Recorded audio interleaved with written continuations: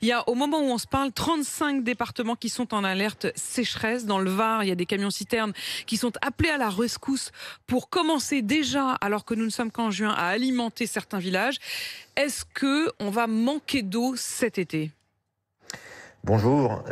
Écoutez, en effet, la situation s'annonce tendue parce que on a eu des précipitations d'eau qui ont été très faibles cette année, de l'ordre de 20% inférieures à la normale, plus des très fortes chaleurs, ce qui veut dire que la demande en eau, que ce soit la demande des agriculteurs, celle des consommateurs, celle des services publics d'eau va être importante.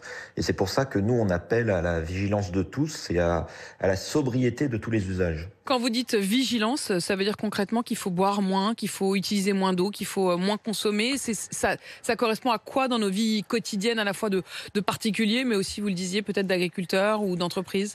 Et alors, merci de poser la question, parce que évidemment que ça ne veut pas dire qu'il faut boire moins. L'eau du robinet, elle est là en quantité, et il faut continuer à la boire. Et d'ailleurs, il y a de plus en plus de Français qui la boivent.